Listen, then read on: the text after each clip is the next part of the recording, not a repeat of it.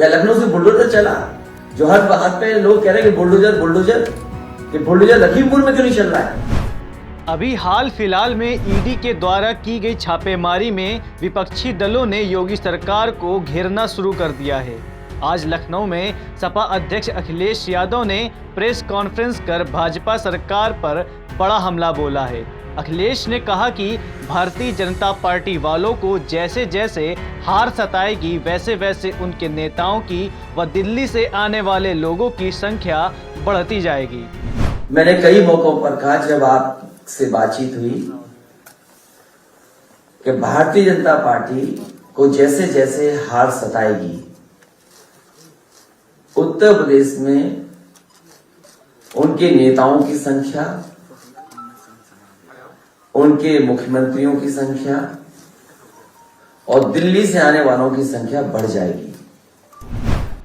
तो वहीं जांच एजेंसियों के द्वारा की गई छापेमारी पर बोलते हुए सपा प्रमुख ने कहा कि ईडी व आईटी जैसी संस्थाओं का इस्तेमाल पहले सत्ता पर काबिज लोगों के खिलाफ किया जाता था, पर अब सपा सरकार में ना आए इसलिए किया जा रहा है।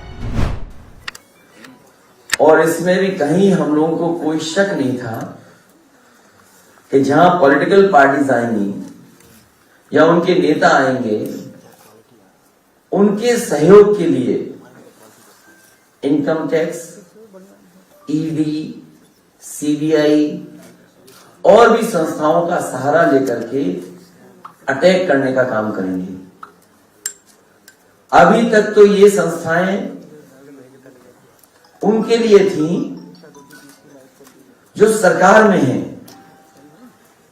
उनकी सरकार कैसे हटाएं, उसके लिए इन संस्थाओं का इस्तेमाल किया जाता था। लेकिन पहली बार देखने को मिल रहा है कि उत्तर प्रदेश में समाजवादी पार्टी की सरकार न बन जाए, इसके लिए इन संस्थाओं का भी इस्तेमाल होगा।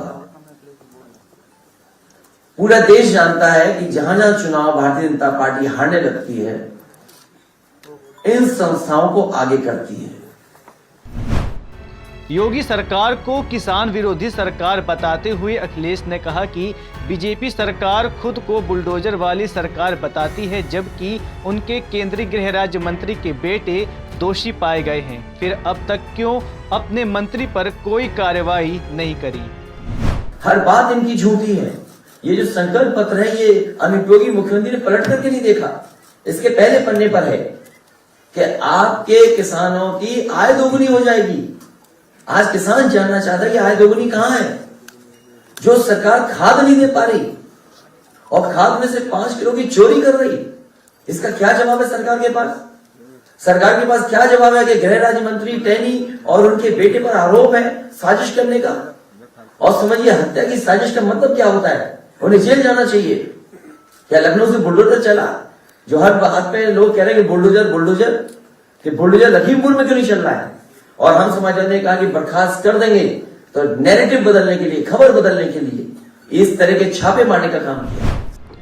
फोन टैप पर सवाल खड़ा करते हुए अखिलेश यादव ने कहा कि सारे विपक्षियों के फोन टैप हो रहे हैं। बंगाल में फोन सरकार बनाने के लिए टैप होते थे, यहाँ सरकार बचाने के लिए फोन टैप हो रहे हैं। इनका भी फोन टैप हो रहा है। आप जो करोगे वो सब सुना जा रहा है। भाई 24 घंटे मुख्यमंत्री जी को काम करना है। जो मुख्यमंत्री 24 घंटे काम करेगा वो क्या काम करेगा? यही तो कहते हैं 24 घंटे काम करने, तो काम तो शाम के बाद खत्म हो जाता है। फिर काम क्या करते हैं रात में?